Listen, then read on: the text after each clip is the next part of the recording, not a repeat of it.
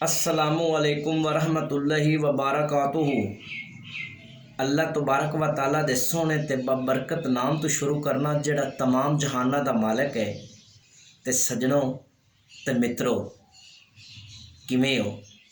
चासे चो वालो ते अज सोहणिओ मैं थानू जिहड़ी गल सुनान लगा ना, जिहड़ी कहानी सुनान लगा, थानू मज़ा ते चस जरूर उसी गल गौर ना सुननी है ते सारी सुननी है। एक मुल्क का बादशाह होंदा है ते उनके दिल दे विच ना डाढी शौक होंदी है कि मैं फरिश्ते दी तस्वीर वेखां ते शैतान दी फोटो वेखां। वो अपने मुल्क दे विचों ना एक बड़ा चंगा ते बेहतरीन जिहड़ा पेंटर है ना, तस्वीरां बनावन वाला, उन्होंने बुलाइंदा है ते बुला के उन्होंने हुक्म देंदा है कि तेनों मैं बड़ा इनाम देसां, मैनू फरिश्ते की तस्वीर बना के दे। मैं फरिश्ते नूं वेखना चाहना ते शैतान नूं वेखना चाहना। वो जनाब जिहड़ा पेंटर है ना, तस्वीरां बनावन वाला है, वो निकलदा है चलदा चलांदा मुल्क दे मुख्तलिफ पिंडां दे विच, शहरां दे विच वो जनाब तलाश करदा है। तलाश करदियां करदियां वक्त गुजरदा जांदा है।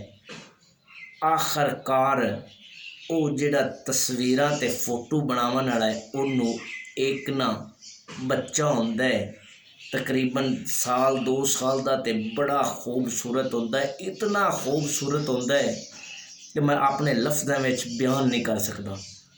जदों वो फोटो बनावन वाला उस बच्चे नूं वेखदा है ना, ते उन्होंने इस तरह महसूस होंदा है कि ये फरिश्ता है।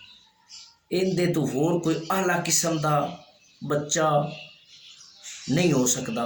वो उस बच्चे नूं फरिश्ते समझ के ते उत्थे बैठ के ते उनकी तस्वीर बनाउंदा है। ते जदों लिया के बादशाह नूं विखाउंदा है ना, ते बादशाह दा भी दिल खुश हो जांदा, वाकई फरिश्ता है। तस्वीर उस फरिश्ते दी विखा के बादशाह फिर हुक्म देता है कि हुण शैतान दी मैं तस्वीर वेखना चाहना। वो जिहड़ा पेंटर है, तस्वीरां बनावन वाला है, फिर जांदा है शहरां दे अंदर, पिंडां दे अंदर। चलदियां चलांदा उन्होंने 20 साल गुजर जाते हैं। 20 सालों में उन्होंने शैतान का ना जिन्हें रूप धारिया होंदा है, जिहड़ा शैतान होंदा है, नहीं मिलता। तस्वीर वो बना नहीं सकता। तो होंदा की है, 20 साल तो बाद फिर बादशाह नूं बुलाइंदा है ते बादशाह नूं 1 महीने का टाइम दिंदा है, मोहलत दिंदा है कि अगर तू 1 महीने दे विच ना शैतान दी तस्वीर फोटो ना बनाई, मैनू ना विखाई, तो मैं तेरा सिर कलम कर देना है। तेरे को 1 महीने की मुद्दत है। अगर तू महीने दे विच बना लेना, तेनों बड़ा इनाम दिता जासी।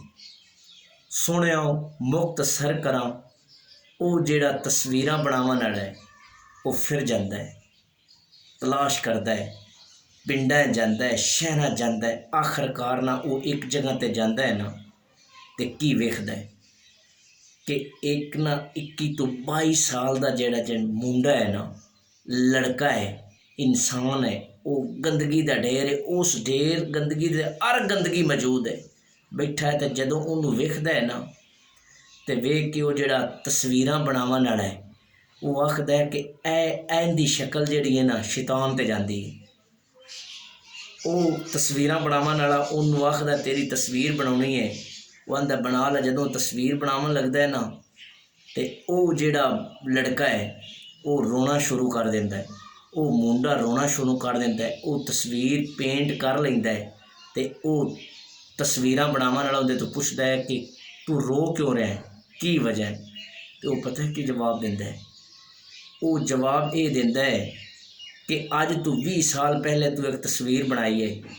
कहंदा सी बनाई है तस्वीर। उस आखे तू फरिश्ते की तस्वीर बनाई है, तो वो लड़का जिहड़ा है ना, वो मैं अज मेरे जिहड़े काम ने, मेरा जिहड़ा करदार है, उन्होंने मैनू इस गंदगी के ढेर ते लिआंदा है। तो तू अज जिहड़ी तस्वीर बना रहा है, वो शैतान की बना रहा है। कि मैं इतना गंदा हो चुकिया, बुरे कम्मां दे विच फस के, तो इतना मैं गंदा हो गया, मेरा करदार इतना गंदा हो गया कि मैं गंदगी के ढेर ते आया। तो तेनों मेरे तो गलीज बंदा ते गंदा बंदा पूरे मुल्क दे विच नहीं लभ्या, तो अज तू मेरी तस्वीर बनाने मैं रो इस वास्ते रहा कि 20 साल पहले तू मेरी तस्वीर बनाई है कि ये फरिश्ता है, फरिश्ते जैसी ये बच्चा है, फरिश्ते जैसा। तो अज तू 20 सालों तो बाद मेरी तस्वीर शैतान दी बना के ते बादशाह नूं पेश करन लगा। दोस्तों, मुख्तसर गल सुनाउण दा मकसद मतलब ये है कि इंसान जिहड़ा है ना, बुरा कोई भी नहीं होंदा।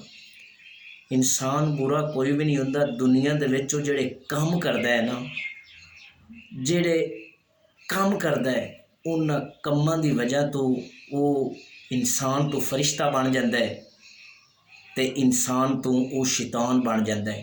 कम्मां दी वजह तो ही इंसान दुनिया दे विच पहचानिया जाता है। अगर बंदा अच्छे काम करता है, सोहने काम करता है, चंगे काम करता है, तो उस बंदे दा जिहड़ा किरदार हुंदा बड़ा चंगा हुंदा है। लोग भी उनकी इज्जत इतराम करते हैं, उन्होंने सलाम करते हैं।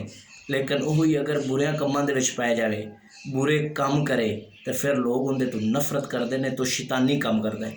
इस वास्ते अल्लाह ताला मेरे दोस्तों अच्छे काम करन दी तौफीक देवे। अल्लाह निगहबान।